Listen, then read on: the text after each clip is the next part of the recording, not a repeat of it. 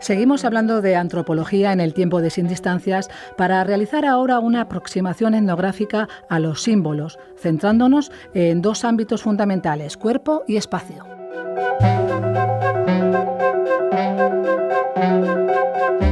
Hemos invitado a los dos profesores de antropología de la UNED, autores de la segunda edición del libro Cuerpo y Espacio, para que nos comenten las novedades que incluye esta revisión del libro.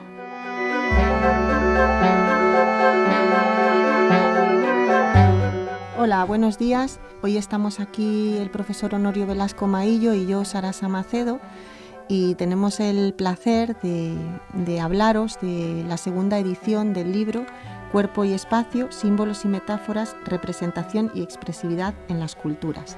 Hola, Honorio, ¿qué tal? Bien. Bueno, en este programa lo que nos parecía interesante y importante era contaros cómo había surgido la idea de pensar una segunda edición del libro, por qué, cuáles eran los elementos, digamos, los andamiajes que sostienen este libro, cuáles son las partes que nos ha parecido importante modificar, ampliar, aclarar y trabajar de cara a vuestros intereses en el curso de Antropología Cognitiva y Simbólica 2 y también comentar al hilo de esto algunos elementos cruciales respecto al símbolo, al proceso de simbolización y a su relación con dos elementos fundamentales en este proceso de simbolización, como son el cuerpo y el espacio. Os dejo primero con Honorio y luego yo os voy comentando otras cosas. Muy bien, gracias, Sara. Quería recordarte que esta asignatura también forma parte del currículum del grado en filosofía. Efectivamente. Así que también este espacio va dedicado a los alumnos que proceden de este grado. A ver, pues por lo que decías, pues hay algo básico que explicar. Simplemente han transcurrido 10 años. A lo largo de estos 10 años ha habido algunos cambios relativamente notables en la bibliografía, en particular respecto a determinados puntos. Y por otra parte, pues parece obvio que de vez en cuando retoquemos los libros que empleamos en las disciplinas, tratando de actualizarlos y mantener en ese sentido una actualización lo máximo posible. Con este criterio general, entonces conviene que os recordemos que esta segunda edición responde también, diríamos, a una perspectiva básica que ya adoptamos en la primera, y es exponer, diríamos, los contenidos de la antropología cognitiva y simbólica desde la etnografía. No tanto, diríamos, como un desglose del pensamiento generado a lo largo del tiempo en torno a la simbolización, sino como partiendo, diríamos, del trabajo básico de los antropólogos, que es hacer etnografía, de qué modo los símbolos son transversales en ella. Y conviene que recordéis esta perspectiva porque es la perspectiva de trabajo fundamental. Entonces, a partir de aquí voy a sintetizaros algunos de los elementos básicos que os ayuden a organizar esta lectura etnográfica acerca de los símbolos que encontráis en el libro Cuerpo y Espacio. El primer punto es que a lo largo de todo el libro pues, se van mostrando muy diversos procesos de simbolización. Estamos hablando de la circuncisión masculina y femenina, del tatuaje, de las formas de labrar el cuerpo. Estamos hablando igualmente de todo el conjunto de la actividad social que comporta la danza, el deporte. También estamos hablando de todos estos otros elementos del cuerpo que le muestran, diríamos, como un objeto inadecuadamente gestionado por parte de los propios individuos y de las colectividades, en particular en determinados tipos de espectáculos, como era la exhibición que se hizo durante el siglo XIX y buena parte del XX, de los llamados cuerpos monstruosos, y también de fenómenos completamente particulares como la posesión del cuerpo por parte de los espíritus. Bueno, y en relación al espacio, pues igualmente también hay un conjunto muy variado de procesos. ¿Con esto qué queremos decir? Queremos decir, por un lado, que lo más rico de la etnografía de los símbolos es precisamente esto, la diversidad, y mostrar la diversidad. Y sin embargo, esto no impide reconocer que en la simbolización hay procesos comunes, modos, diríamos, de elaboración, de gestión, de manipulación de los símbolos, que son comunes y que algunos de los autores ya nos han llamado la atención. Aquí aparecen dos procesos muy paralelos en torno al cuerpo, lo que Sordas llamó embodiment en inglés, o sea, hemos traducido nosotros como incorporación, y lo que Setalow habló en relación al espacio como la espacialización de la cultura.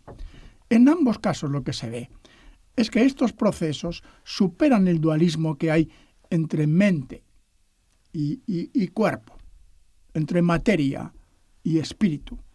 Y la superación de este dualismo está en mostrar que la simbolización siempre consiste en una especie, diríamos, de transformación. Una transformación que afecta a esta materia básica, que en este caso son dos materias básicas, muy básicas, como son el cuerpo y el espacio. Esta transformación indica que la materia por sí misma, culturalmente hablando, no se da. No hay materia pura y simple y solo materia. Nunca. Siempre hay materia significada, materia codificada, materia organizada. Propiamente ya no debería estar hablando aquí de materia, sino lo que estoy hablando es precisamente de esa superación del dualismo. Y cuando se ve qué quiere decir incorporación, que es aquello, diríamos, de asumir en el propio cuerpo los valores de manera que esa asunción ya transforma el cuerpo, ese proceso de una manera paralela es la que se encuentra, por ejemplo, en la plaza, que son espacios, pero no son puramente espacio. Son ese espacio significado, espacio organizado, espacio codificado, con la capacidad no solamente de poder hacerlo y rehacerlo constantemente, a modo como una utopía que es los individuos y los grupos, sino también de hacerse visible en las instituciones. Estos dos procesos, que son paralelos, pues igualmente, diríamos, igualmente recogen modos de operar con los símbolos que también, diríamos, han sido especialmente productivos cuando los autores nos lo han presentado, en particular a la hora de referirnos a una característica muy básica de los símbolos, que es la condensación, o sea, la agrupación de significados en entidades relativamente simples, pero una agrupación compleja y múltiple, que es capaz de asociar cosas muy diversas y mostrarlas completamente unidas. Eso quiere decir condensación. Hay dos conceptos fundamentales que en el libro aparecen que ayudan a entender de una manera etnográfica qué quiere decir la condensación. Uno de ellos es el concepto de hábitus, que formula Bourdieu, y que ya sabéis que se refiere a estructuras estructuradas estructurantes, que es una manera igualmente de resolver ese viejo dualismo, disociación entre estructura y proceso, porque es a la vez proceso y a la vez estructura. Pero esto ayuda muy bien a entender que estas estructuras están formadas por sentimientos, por ideas, por gestos, está formada por todo un conjunto de elementos de lo más variado, y que operan precisamente condensados. Y por otra parte, el concepto de cronotopo, que tal como lo formuló Bakhtin para el análisis de la novela, a la hora, diríamos, de su ampliación y de su extensión a la cultura en general, pues nos hace reconocer en él una única dimensión, una dimensión, digamos, espacio-tiempo. Pero en este sentido nosotros no tenemos un lenguaje con un léxico específico para hablar de esta una dimensión, pero este concepto de cronotopo lo permite. Y efectivamente, con la propia palabra está indicando de qué manera se condensan los significados y funcionan precisamente así.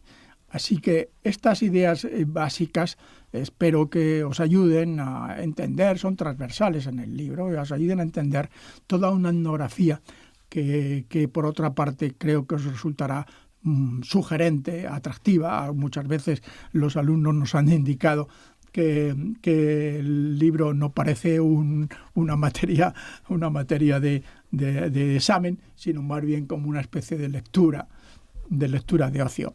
Pues ojalá lo sea así para vosotros, sí. Pues gracias, Honorio. Y en relación con lo que estabas diciendo, también insistir un poco cómo desde la introducción hemos querido plantear estas cuestiones.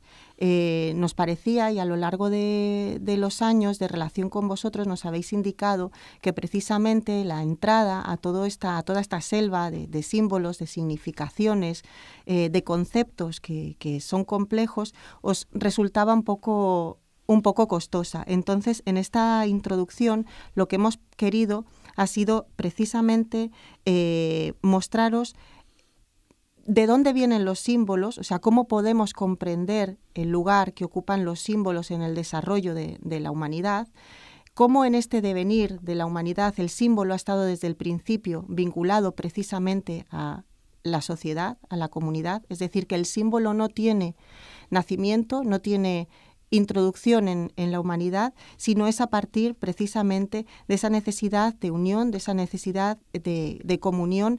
Es precisamente ahí, en esa relación que se da a partir del lenguaje, pero también de otros lenguajes que no solamente son el habla, sino todos los actos rituales, artísticos, representativos, donde el símbolo emerge, tiene lugar y cobra sentido, como elemento, ya digo, fabricado a partir del consenso, a partir de la comunidad, pero que también produce y reproduce la comunidad y el consenso, y también el disenso. Es decir, un elemento que precisamente porque produce la comunidad, produce el consenso, también permite lo contrario, permite la respuesta y en ese sentido también el cambio. Nos parecía muy importante partir de esta idea y desarrollarla y ver precisamente cómo este sentido comunitario o comunitarista que tiene el símbolo o la emergencia del símbolo se mantiene precisamente a la hora de entender su significación. Cómo diversos autores desde distintas perspectivas han intentado estudiar cómo significa el símbolo y cómo puede entenderse la significación del símbolo. No hemos querido hacer aquí, digamos, un desglose o un recorrido cronológico por los distintos autores, sino que hemos intentado mostrar precisamente dos grandes bloques o dos ejes de aproximación.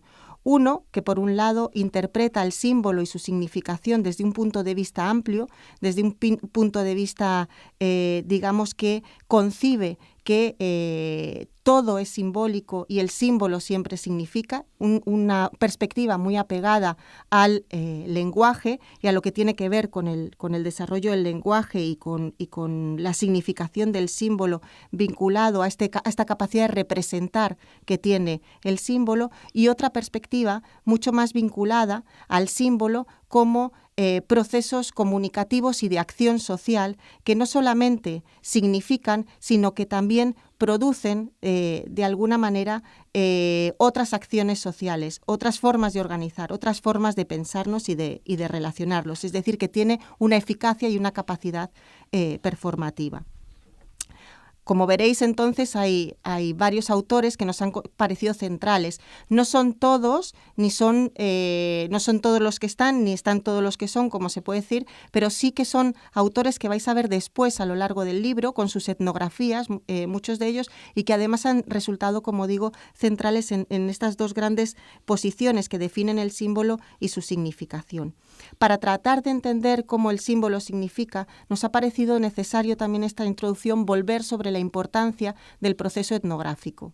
Hemos intentado mostraros el por qué es necesario responder sobre la significación del símbolo en el contexto en el que se produce esa significación, es decir, en el propio contexto de la acción y de la relación social. Y he ahí el porqué de esa etnografía, de la importancia de la etnografía.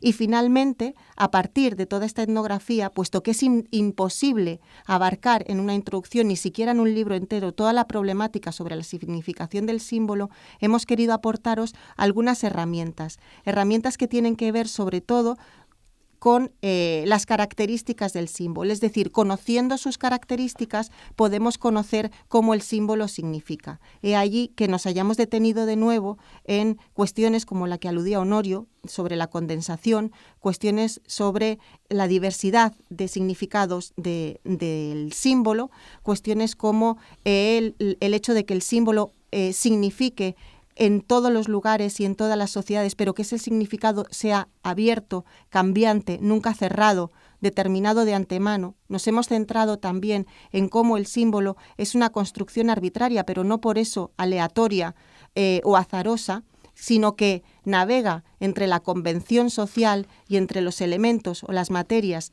que están inscritas en el espacio, en los cuerpos, es decir, que la naturaleza ofrece. Nos hemos detenido también finalmente en la eficacia del símbolo, porque nos parecía que este era un elemento fundamental. Nos hemos detenido en esta característica más que en otras, porque nos parecía que precisamente esta cualidad, la eficacia del símbolo, es lo que explica su proveniencia, digamos, a partir de la acción y de la relación social, y su capacidad para generar acción y relación social significativa, ¿no? Es decir, es precisamente porque el símbolo proviene de la acción y produce acción, es que es eficaz en ese hacer. Y eso es lo que hemos querido transmitir a partir del legado de autores como Mauss y también de Lévi-Strauss. Esto es un poco digamos, el contenido de esta introducción que hemos modificado, que hemos ampliado precisamente en estos sentidos para, de alguna manera, llevaros después a toda esta selva de trabajos que tienen que ver con los procesos de simbolización, los procesos de significación y de comprensión de la acción simbólica, ¿no? en diversos escenarios. Y bueno, yo creo que eso es lo más importante. Queríamos también apuntar algunos ítems que nos resultan significativos o que hemos de alguna manera querido mejorar, clarificar en esta segunda edición para vosotros y, como siempre decimos, gracias a vuestro estímulo, ¿no? Durante todos estos años y vuestras preguntas. Sí, así ha sido, porque buena parte, diríamos, de los cambios que hemos introducido pues se deben no a otra cosa que a indicaciones, sugerencias de los alumnos, que por otra parte queremos agradecer aquí públicamente e invitar a seguir haciéndolo, porque de la misma manera estamos hablando de que los símbolos son inacabados, los libros también son inacabados. Al final es una construcción que hacemos, en este caso los profesores, gracias al estímulo y a las aportaciones que los alumnos nos hacen. Bueno, en la línea que estaba indicando Sara, queríamos apuntaros solo brevemente algunos apartados en el libro, más que propiamente capítulos, en los cuales vais a encontrar modificaciones. Bueno, de hecho, en realidad hay un aspecto a lo largo de todo el libro que se ve que claramente notaréis que ha cambiado, tiene mucho que ver con las ilustraciones. Hemos renovado y cambiado muchas ilustraciones. Pero fijaros bien, prácticamente todas las ilustraciones tienen directamente que ver con el texto concreto que les acompaña. Y vienen siendo, por un lado, un complemento, pero a la vez que un complemento propiamente gráfico, también es un instrumento de reflexión. Quería llamaros la atención sobre una en concreto, la que se refiere a las paradojas del paisaje. Ahí encontraréis una ilustración que corresponde a un cuadro pictórico romántico. Más romántico no puede ser. Hay una especie, diríamos, de personaje al modo de Lord Byron subido a una cumbre desde la cual está mirando un infinito revuelto. Y claramente, pues eso es un cuadro de Constable muy, muy, muy sugerente. Bueno, eso se refiere a una de las paradojas del paisaje, esa que dice que resulta, pues claramente, bueno, es una redundancia así, resulta paradójica que hablemos del paisaje como si estuviera delante de nosotros, cuando en realidad nosotros estamos dentro de él. Y si no, no hubiera paisaje, no habría paisaje. Y este cuadro lo dice muy bien. Está Lord Byron o el personaje que fuera, justo representando tanto el paisaje romántico que ve como él mismo. Y luego, por otra parte, pues otro punto que os llamaría la atención y que leáis detenidamente es el que tiene que ver con la ascética. Bueno, este es uno de los comportamientos humanos en los cuales uno se encuentra con la condición humana en una situación muy particular. O sea, ¿cómo es posible que las culturas hayan desarrollado prácticas que tienen que ver en ese sentido con la autodestrucción? Pues este punto hace mucho reflexionar acerca de qué esperan los grupos humanos y las personas de sí mismos en relación a sus creencias. Y cuando se empieza a entender de qué modo las creencias están incorporadas, yo creo que aparece en la reflexión estos elementos que nos, voy a decirlo claramente, que nos conmocionan y que desafían la racionalidad. Hay otros puntos, ¿verdad? Sí, hay otros puntos y yo creo que uno de los más interesantes que hemos trabajado es precisamente el sistema ritual, precisamente por ese énfasis que hemos dado a lo largo de todo el libro a la acción social, a esa acción social performativa a partir de la cual se significan, se representa y también se producen cambios, ¿no? Y cómo en ese devenir el proceso de simbolización ocupa un lugar central. Quería también llamaros la atención sobre el concepto sistema ritual que hemos introducido en el capítulo dedicado a los ritos de paso. Y precisamente allí lo hemos introducido, aunque en otro tipo, diríamos, de planteamientos de un desarrollo de la teoría de la antropología simbólica, este concepto de sistema ritual podría abarcar todo el libro, en realidad, porque es una manera, diríamos, muy general de organizar la información que hay etnográfica sobre los símbolos. Bueno, pero en particular lo que deseamos mostrar con este concepto que está introducido en un recuadro específico en el capítulo dedicado a los ritos de paso, lo que queremos subrayar fundamentalmente es algo muy evidente. Es decir, que nadie tome un solo ritual como significativo por sí mismo. Si es significativo, cualquier rito de paso lo es porque está integrado dentro de un sistema. Es en ese aspecto que algunos autores, yo creo que con mucho tino, han indicado que si los neandertales realizaban rituales, tal como indica, por ejemplo, el uso del color ocre, a través de barros y tintes de tierra, y que eso es significativo, diríamos, de la eclosión simbólica que no se produjo solo en el Homo sapiens, sino que pudo producirse sapiens sapiens, sino en el neandertal. Esto querría indicar que si utilizaban esto como un elemento ritual, muy probablemente tendrían otros rituales. Porque como estamos insistiendo y queremos que toméis muy en consideración, no toméis un solo ritual como significativo por sí mismo, sino buscadlo siempre integrado dentro de un conjunto. Y del mismo modo que dijéramos que en todas las sociedades humanas, o prácticamente todas, hay ritos de paso, también si hay ritos de paso, debe haber ritos de intensificación y ritos de aflicción. Y si bien se piensa, estos tres modalidades básicas de ritos forman un sistema. No solamente hay una única configuración de sistema ritual, es posible que haya, no voy a decir infinitas, pero sí muchas.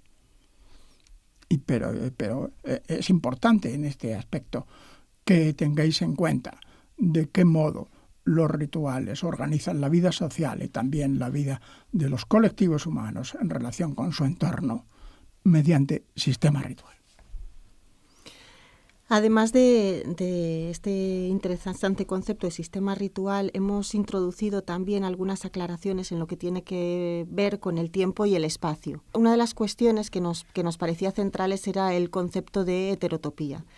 el concepto de heterotopía ha sido un concepto que durante años os ha dado algunos quebraderos de cabeza, porque es un concepto que tiene mucho de abstracto, que tiene mucho de literario, que tiene mucho en sí mismo de diverso, pero que difícilmente o que os costaba verle la forma de aplicarlo en contextos particulares. Hemos querido hacer énfasis en la importancia de este concepto precisamente para entender la diversidad de significados contextuales y apegados a la acción social que puede tener el espacio, la manera en que el espacio se significa a partir de la acción social y de la manera en que el espacio al mismo tiempo significa esa acción. Nos ha parecido interesante en este sentido meter aclaraciones a este respecto en la parte de espacios para la educación. En este espacio, si bien en la edición anterior habíamos hecho énfasis en los espacios institucionales de la educación y nos había parecido importante trabajar con la institución escolar, en este caso hemos, perfilado este ámbito de investigación, el de la institución escolar, mostrando precisamente la importancia o la forma de trabajar con el concepto de heterotopía en esta institución total que es la escuela, perfilando además, definiendo estos conceptos de institución escolar, de institución, de heterotopía aplicada a estas cuestiones, y por otro lado hemos querido ampliar la perspectiva o el abanico, mostrando espacios no institucionales educativos, donde transcurren procesos educativos. ¿Por qué nos parecía importante? Porque precisamente queríamos mostrar espacios cotidianos que albergan la diversidad, la heterogeneidad social y cómo a partir de las propias prácticas estos espacios hacen significativos a los agentes y a sus prácticas y la forma en la que se producen las relaciones de alteridad, ¿no? En este caso os ofrecemos el análisis de una tarde en un McDonald's cualquiera, de una rotonda, de una carretera, de una ciudad de provincias. Y es a partir de la acción que transcurre en este McDonald's cómo se os va proponiendo precisamente la forma en que funciona un espacio heterotópico. Nos parecía que era una buena manera de terminar este texto, proponiendo, como digo, un campo de análisis que está en lo cotidiano, que está en lo más cercano, en lo más próximo, ¿no? Y, después hemos hecho referencia a una coda a la que ya ha hecho referencia Honorio para cerrar precisamente la forma en la que hemos querido entender este libro. Yo creo que no se nos queda casi nada en el tintero y si no lo dejaremos para otra ocasión, ¿no, Honorio? No, nos queda algo importante, que lo leáis. Ah, bueno, eso es lo fundamental. Que lo leáis y que lo disfruten. Que lo leáis detenidamente y que lo disfrutéis. Y considerad que el examen simplemente es una situación, no voy a decir que es secundaria, pero sino una situación en todo caso es una situación obligada porque le estáis buscando claramente un grado. Pero ojalá el contenido del libro os haga pensar que no hay examen. Exacto. Pero lo hay. Y que os estimule en el avanzar de este campo de estudio que ha marcado no solamente un ámbito subdisciplinar, sino a toda la antropología. Es decir, han sido debates que han trascendido al ámbito teórico-metodológico de toda la disciplina. Entonces, yo creo que es fundamental tener eso en cuenta, leer el libro también. Pues nada, muchas gracias, Honorio. Igualmente, aquí Sara. Está el otro hijo del que hemos sacado. Que os guste. Adiós. Chao.